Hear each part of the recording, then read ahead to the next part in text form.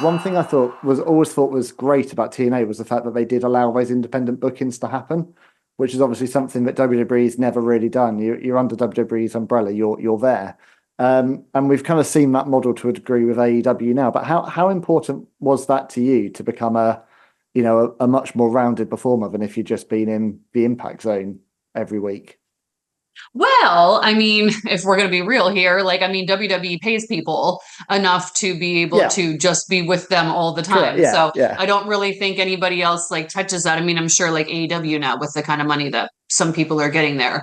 But I mean, like there was just when you're on TV, you can also get a lot more Mm. signings, girls especially, man, signings, conventions, appearances. Um, but like they couldn't really say like, hey, we're paying you this like excruciatingly high amount of money to where you can like overly comfortably live off of it and you don't need to work anywhere else. But I mean, so they weren't really in a position, except for probably a few people, you know what I mean, Mm. to say like, hey, you can't go like do anything else or like make any money elsewhere.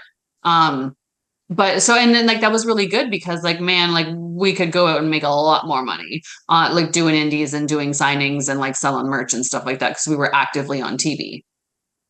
Yeah. But it was different because we were so used to being because we were kind of in a bubble in the sense that for the most part we were just working the same six or seven girls all the time, so we all could just work each other in our sleep, so we liked the ease of that. The only difference was then when you go work somebody on the indies, you're just like, oh geez, I have no idea what I'm in for, you know.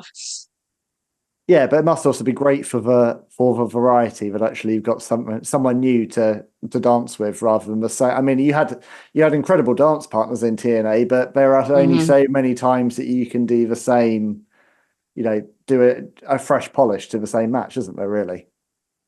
Yeah, but I mean, we didn't mind because it just made work really easy. You know what I mean? Because Yeah. we had a writing team, we had people, we had storylines, there was different things going on. So we just liked the ease of our job. Just being able to work with each other was really easy. You know what? Like nobody that we worked with was like the one person who was like, oh man, this person's so difficult. Like I don't want to do this. It was like everything was easy. And that's kind of, I mean, like I think that should be how you want your job to be. Where it's just you just go there and it's easy, you know? Well, and when you're working good people all the time, that's easy, man. Mm. You can put matches together very easy, and the other person is totally competent. They're there for everything. When you get out and you're working on the indies and you're not working, people that are on TV all the time, there's a lot of good lessons that you can learn. Moose told me one time, he said, every now and again, you got to work somebody who's really bad. He said, because he said, when you're working a guy who's really bad, or it's just really off the rails, it teaches you all the things you have to do to get it back on the rails and to get through the match, right? So, like, if you're always working people that are good, you're never really put in that situation. Mm. But say you go somewhere and the match is not great and you're having to get the guy through it and you're having to remember everything for him and everything for you. And it just, it puts you on the spot right there to fix it. And the only way you can get that experience is for that to happen to you. So that if that ever does occur anywhere else, you start to just become very good at doing it. And you can just get things back on track very quickly.